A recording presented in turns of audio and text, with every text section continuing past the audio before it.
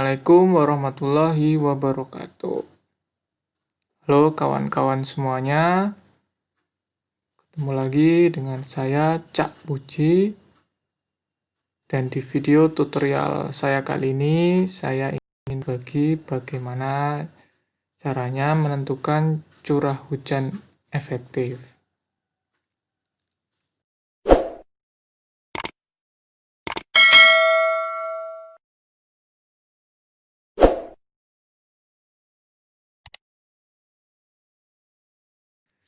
Curah hujan efektif sendiri adalah salah satu parameter yang biasa kita gunakan untuk menentukan kebutuhan air irigasi, di mana curah hujan efektif ini didefinisikan sebagai curah hujan yang digunakan tanaman, baik itu untuk padi maupun palawija selama pertumbuhannya. Di situ sudah tertulis rumus yang kita gunakan untuk menentukan curah hujan efektif, baik untuk tanaman padi maupun untuk tanaman palawija. Di mana untuk tanaman padi, nilai hujan efektifnya sama dengan 70% atau 0,7 dikalikan dengan R80. R80 ini adalah hujan terlampaui dengan probabilitas terlampaui 80%. Kemudian dibagi dengan periode pengamatan, di mana periode pengamatan ini tergantung data yang kita gunakan. Kalau misalkan datanya tengah bulanan, biasanya kita gunakan 15 atau 16, tergantung jumlah hari di bulan tersebut. Misalkan di bulan Januari, kalau misalkan kita gunakan tengah bulanan, berarti tengah bulan pertama di bulan Januari itu periode pengamatannya 15. Kemudian untuk periode pengamatan Januari yang kedua, berarti sisanya, karena Januari 31, berarti sisanya 16 hari. Kemudian kalau misalkan datanya adalah data bulanan, mungkin barangkali periode pengamatannya bisa jadi 30 atau 31, atau mungkin di bulan Februari itu bisa jadi 28 atau 29. Jadi tergantung periode pengamatannya, seperti itu. Kemudian untuk palawija yang kita gunakan bukan R80 tapi R50, terlampaui 50%. Terus gimana caranya untuk menentukan R80 sama R50 yang kemudian bisa kita lanjutkan untuk menentukan nilai RE, hujan efektif. Kita lihat di slide berikutnya. Nah, ini adalah beberapa metode perhitungan yang biasa kita gunakan. Ada 4 dan mungkin ada banyak selain 4 ini. Dan saya sendiri yang sering saya gunakan adalah menggunakan analisis probabilitas, di mana nilai 80 atau 50 tadi itu nilainya berdasarkan peluang P persen, di mana nilainya adalah menggunakan probabilitas Weibull, yaitu nilainya M dibagi N plus 1 dikalikan 100, di mana M ini adalah ranking, posisi dari seri data yang sudah kita susun dari besar ke kecil. Jadi dari data mentah berupa data bulanan atau tengah bulanan atau mungkin 10 harian bisa juga. Kemudian kita urutkan dari besar ke kecil dari series data dari bulan Januari sampai bulan Desember dalam beberapa tahun pengamatan.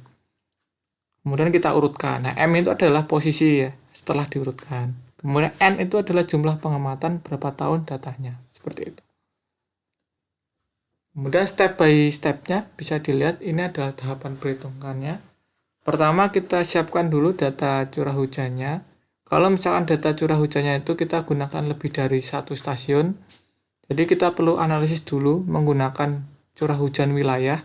Bisa kita gunakan rata aljabar atau Polygon Thiessen atau isohayat. Nah, untuk penjelasan ini mungkin bisa dilihat di video tutorial saya yang lain, bagaimana kita menggunakan aljabar, Thiessen ataupun isohayat. Setelah itu baru kita tentukan jumlah curah hujan, baik itu per bulan, setengah bulanan, ataupun 10 harian, tergantung perencanaan yang kita gunakan. Biasa yang sering kita gunakan yaitu yang setengah bulanan ya. Ini bisa 15 hari, bisa 16 hari, tergantung jumlah hari di bulan tersebut. Berikutnya setelah itu datanya kita urutkan dari besar ke kecil di masing-masing bulan atau tengah bulanan, dari bulan Januari sampai bulan Desember. Setelah diurutkan, kemudian kita olah probabilitasnya ya, menggunakan Wheel tadi yang M dibagi N plus 1 kali 100%. Setelah itu kita cocokkan di situ ya, cari di mana yang probabilitasnya 80 atau 50% itu di posisi urutan yang keberapa, di urutan yang gimana, seperti itu. Kalau misalkan tidak ada, berarti nanti harus ada namanya interpolasi. Itu. Nah, setelah ketemu itu baru kita bisa cari nilai curah hujan efektif, di mana untuk padi itu 70%-nya dari R80. Kemudian kalau palawija itu 70%-nya dari R50. Nah, baru setelah itu teman-teman bisa plotting datanya dalam bentuk grafik seperti itu untuk bisa lebih enak dibacanya, seperti untuk memudahkan informasi juga terkait perhitungan curah hujan efektif.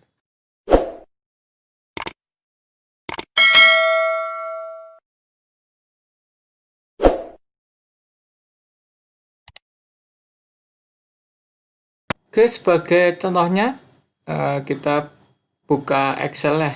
Di sini saya sudah menyiapkan contoh data yang akan kita olah untuk menentukan curah hujan efektifnya. Kebetulan ini datanya dalam bentuk data bulanan dari tahun 2007 sampai tahun 2015. Oke, dan kita karena hanya menggunakan satu stasiun hujan, berarti kita nggak perlu analisis hujan wilayah terlebih dahulu. Tuh, kemudian kita lanjut ke step berikutnya, yaitu adalah kita harus urutkan datanya dari yang terbesar ke yang terkecil di masing-masing bulan, dari Januari sampai bulan Desember. Caranya cukup mudah, jadi teman-teman bisa blok dari 47 sampai ke bawah, kemudian teman-teman bisa pilih sort, filter, kemudian diurutkan, dipilih yang sort large to small ya, ini. Kemudian pilih yang continue with the current selection. Nah, ini adalah data yang sudah diurutkan di bulan Januari. Kemudian lanjut di bulan Desember, caranya sama, continue, kemudian di ini. Dan itu dilakukan sampai bulan Desember, seperti itu. Nah, kebetulan udah saya siapkan hasil urutannya, bisa dilihat di sheet berikutnya.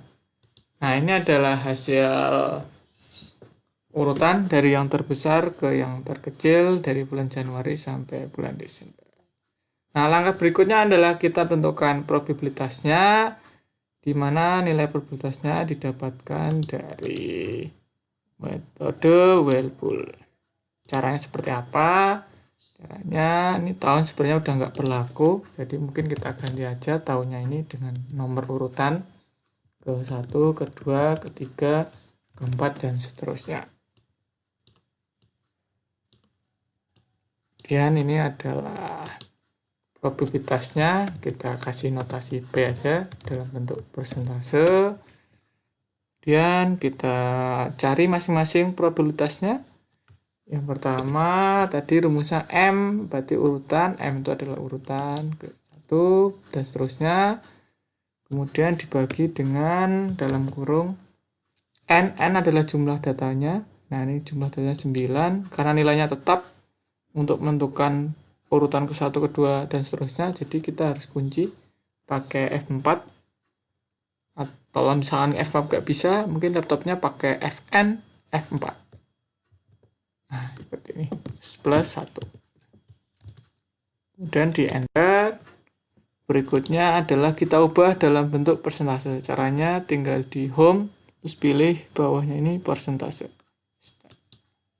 Nah, ini mungkin kita kasih 2 angka di belakang koma, setelah itu kita tinggal geret. Nah, ini adalah probabilitasnya. Setelah itu kita bisa tentukan nilai R80-nya ya. R80-nya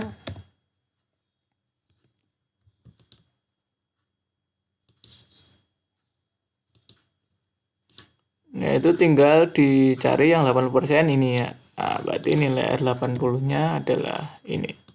Nah, kemudian dikira. sementara R50-nya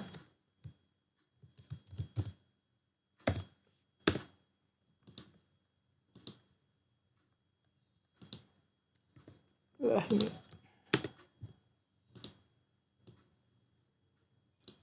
Nah, seperti itu.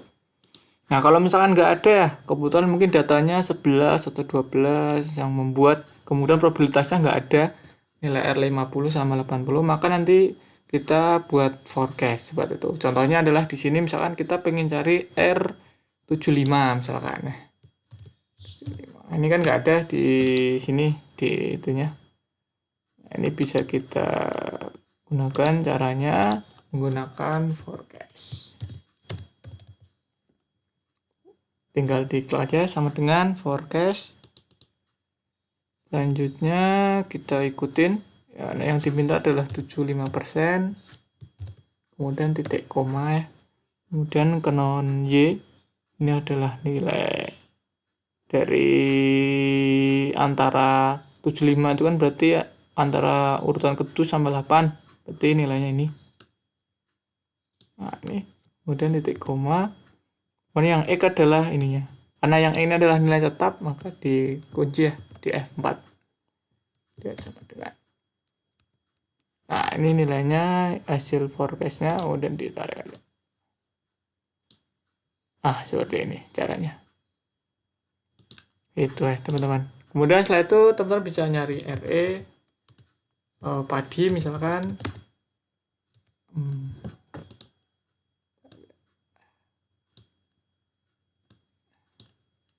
misalkan dalam, kalau misalkan masih dalam bulanan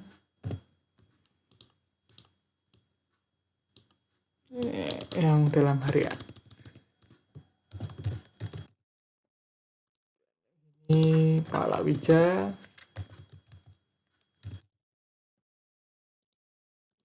ini palawija harian.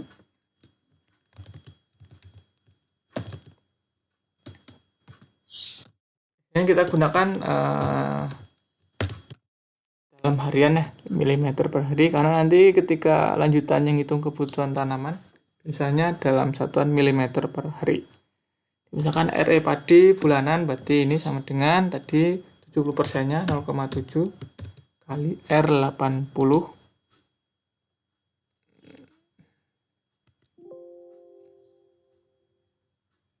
dipakai titik koma. Oke, itu seperti itu. Nah, untuk nyari harian tinggal dibagi dengan periode pengamatannya. Periode pengamatannya ini dibagi dengan jumlah hari selama bulan. Misalkan kalau mau disamaratakan misalkan 30 ya.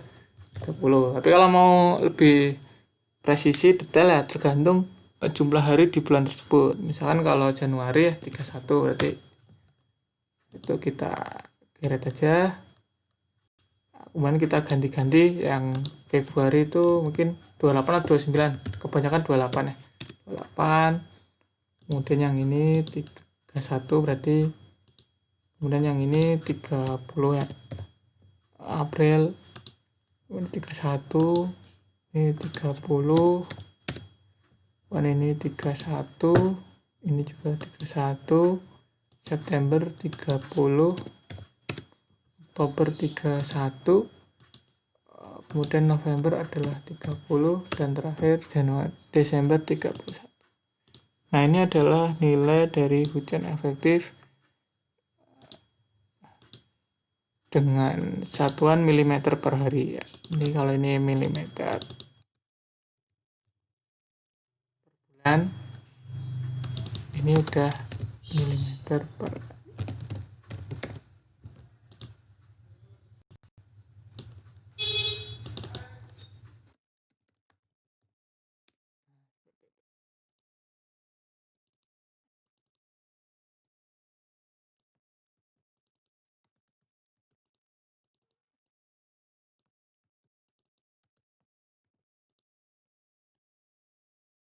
Caranya sama untuk palawija, bedanya adalah 0,7 dikalikan dengan R50.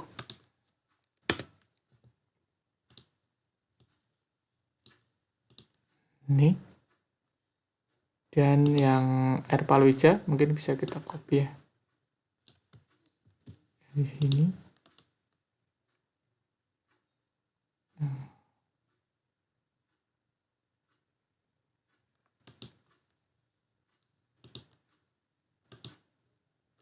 Oke, ini udah tikungan R21 dibagi ini dan seterusnya. Ini juga F21. Nah, ini adalah untuk yang padi ya, seperti itu. Untuk yang palawija, mohon maaf.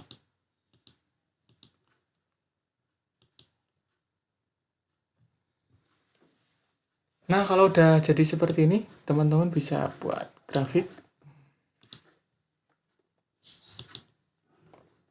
Kalau nggak dibuat grafik juga nggak apa-apa ya. Teman-teman, nanti karena nilai ini bisa kita lanjutkan untuk menentukan nilai kebutuhan air tanaman. Kalau mau dibuat ya bisa mungkin di insert, kemudian teman-teman bisa pilih yang ini aja ya. Kemudian kita masukkan datanya, add data, mungkin kita kasih air padi misalkan. Kemudian air padi dalam milimeter per hari aja.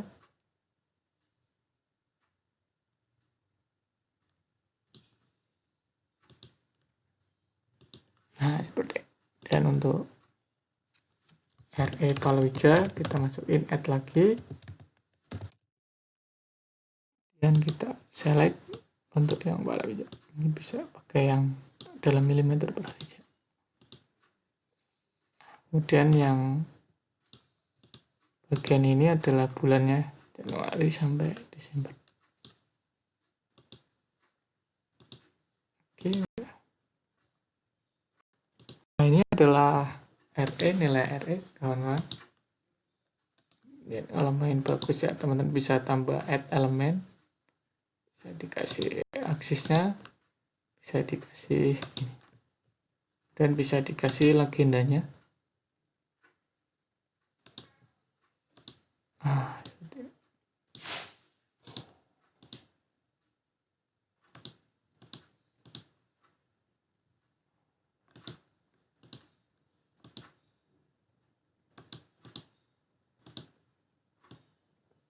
Sini seperti ini, tinggal nanti ini diisi bulan. Ini satuannya.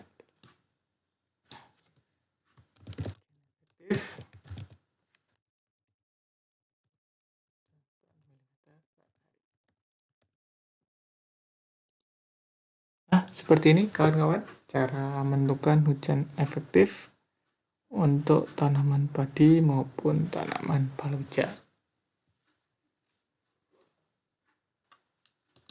Saya kira cukup video tutorial kali ini.